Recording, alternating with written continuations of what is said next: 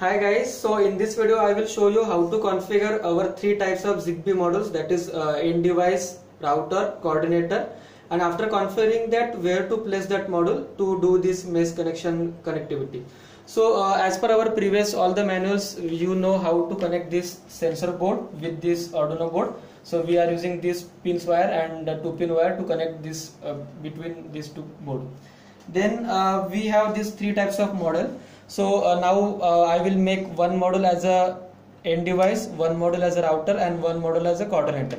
So to configure these modules, we have to use this type D cable, and we have to place this type B part to this end and one part to the laptop. And as per the manual and using XCTU software, you have to configure this module as a end device and router and coordinator. Now once you done with the configuration of end device, how to connect this module to this Arduino board, that I will show you. So we have to use this 3-pin wire and you have to place it in these connections. So make sure you are putting black to the ground connection. So black wire I am putting to ground part of this board. Then I will use power supply USB cable for Arduino and power supply with USB cable to end module. So this will make as a end node in my ZigBee mesh network. Now same way with USB cable I will program this module as a router.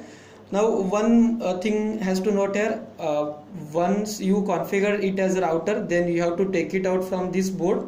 After configuration you have to take it from this board and you have to place it over this router module. But this board you can't use for configuration. So for configuration you have to use this board only, which has wire connected over it. After configuration you have to place it over here. So while placing, make sure this is the front end, this matching with these dimensions, and you have to place it over here. And you have to give power supply to this router also with USB cable, and make sure jumper is putted on this pin number 2 and 3. So if you have removed this jumper, then make sure you are putting it to correct pins, that is pin number 2 and 3.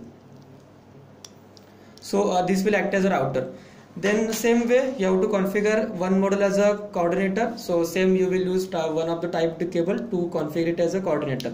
Once you configure it as a coordinator, then you just have to see output what it is receiving. So one part you will connect to laptop and you will open your Teraterm or any hyper terminal to see the output what is received by coordinator. One more thing, so for configuration of all the modules you have to use the base which is having wires, and for router you have to use the base which is having jumper. Thank you.